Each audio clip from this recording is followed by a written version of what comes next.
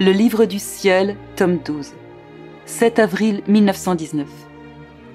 Louisa donne à Dieu réparation et gloire au nom de tous.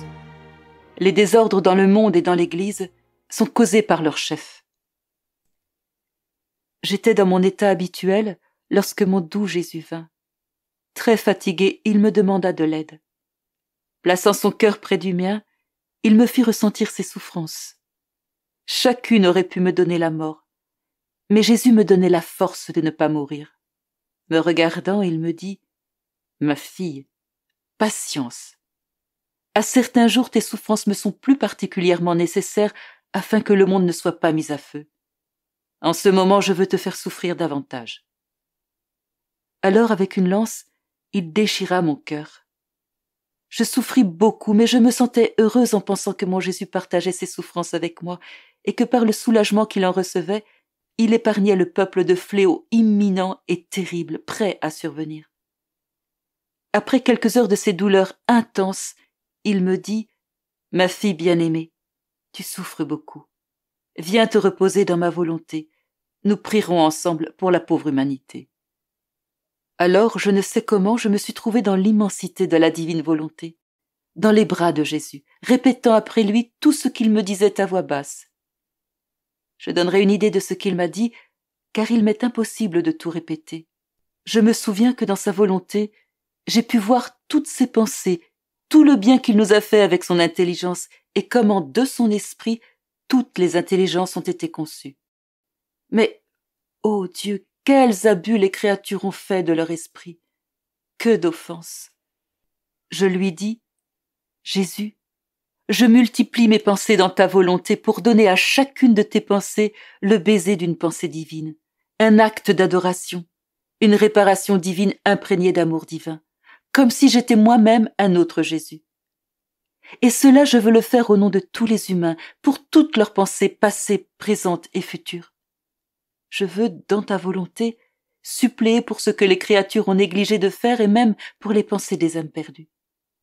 Je veux que la gloire qui te vient des créatures soit complète, que rien ne manque. Après cela, Jésus me fit comprendre qu'il voulait des réparations concernant ses yeux. Je lui ai dit, Jésus, je me fonds dans tes regards pour t'offrir autant de regards d'amour divin que tu en as eu pour les créatures. Je me fonds dans tes larmes pour pleurer avec toi sur les péchés des créatures, de manière à te donner au nom de chacune des larmes divines. Je veux ainsi te donner une gloire et des réparations complètes pour tous les regards des créatures. Ensuite, Jésus voulut que je continue à réparer concernant sa bouche, son cœur, ses désirs, etc., en me multipliant dans sa volonté. D'écrire tout cela serait trop long. Aussi je m'arrête ici. Puis Jésus me dit, « Ma fille, pendant que tu faisais tes actes d'amour et de réparation dans ma volonté, beaucoup de soleils furent formés entre le ciel et la terre. Je ne peux regarder la terre qu'à travers ces soleils. Autrement, tant de choses me dégoûtent sur la terre que je ne peux plus la regarder. Quoi qu'il en soit, la terre ne reçoit que peu de lumière et de chaleur de ces soleils, vu sa grande noirceur. » Ensuite, Jésus me transporta parmi les créatures. Qui pourrait dire tout ce que j'y ai vu? D'un ton de voix chagrin, il me dit « Quel désordre dans le monde !» Ce désordre provient des chefs ecclésiastiques autant que civils. Leur vie étant remplie d'intérêts corrompus, ils n'ont pas la force de corriger leurs sujets. Ils ferment les yeux sur leurs méfaits parce que vraiment ils leur reprocheraient leurs propres méfaits. S'ils reprennent leur sujet, ce n'est que d'une manière superficielle. Ils ne sont pas eux-mêmes habités par le bien. Comment pourraient-ils l'infuser chez les autres? Combien de fois n'ont-ils pas préféré le mal au bien? Aussi, je les frapperai d'une manière particulière. J'ai dit à Jésus, « Jésus, épargne les chefs de l'Église, ils sont déjà si peu nombreux.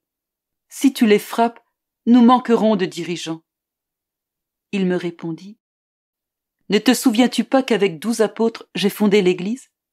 De la même manière, ceux qui resteront seront en nombre suffisant pour réformer le monde. L'ennemi est déjà à leur porte. Les révolutions sont déjà à l'œuvre. Les nations nageront dans le sang, et leurs chefs seront dispersés. Prie et souffre pour que l'ennemi n'ait pas la liberté de tout précipiter dans la ruine.